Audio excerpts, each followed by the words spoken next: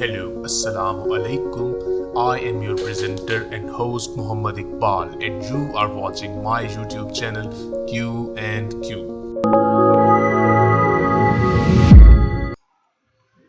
Eva Peron served as Argentina's first lady from 1946 to 1952.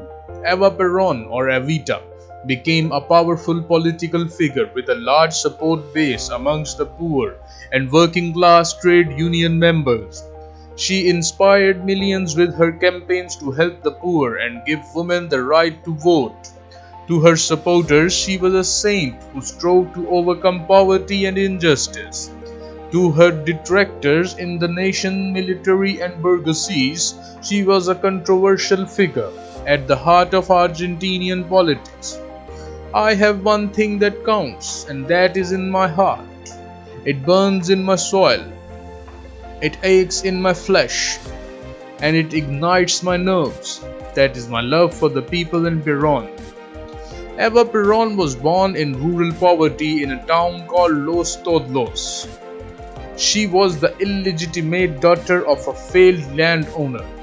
After 15, she left her rural home to go to Buenos Aires, where she hoped to pursue her theatrical career.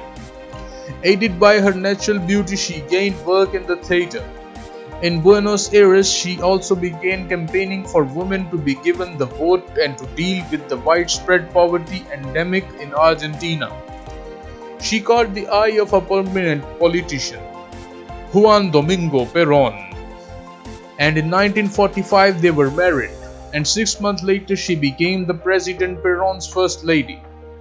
As the president's wife, she took a high profile in campaigning for issues such as women's rights and for improvement of the shirtless, i.e. the very poor.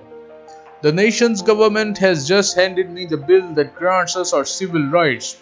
I am receiving it before you, certain that I am accepting this on behalf of all Argentinian women, and I can feel my hands tremble with joy as they grasp the laurel proclaiming victory. Her high-profile beauty and concern for the poor galvanized the nation. The dispossessed saw her as a savior. The military and upper echelons of the society saw her as a threat. They criticized her professed concern for the poor as a way to gain political support for her husband. Others have criticized the regime of Juan Peron for having fascist tendencies. Though these allegations remain controversial, her supporters dispute these assertions of her enemies, arguing the military and political opponents were merely trying to tarnish her image. In 1952, she was given the title of spiritual chief of the nation.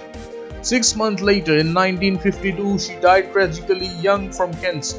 In 1955, when Juan Peron was overthrown by a military coup, they took her body and had it interned in a Milanese grave under the name of nun. They feared her legacy would provide a point of opposition to the military regime.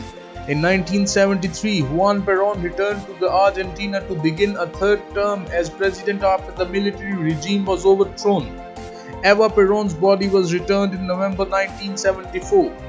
The story of her life was made into the hit musical EVITA, and Andrew Lloyd Webber and Tim Rice. In 1995, Madonna starred as Evita in the movie version of the musical. Eva Peron remains the important symbol of emancipation, especially for women in Latin America. She was one of the first women to create a lasting political humanitarian legacy. Cristina Fernandez, the first female elected president of Argentina, claims that women for her generation owe a debt to Eva for her example of passion and combativeness.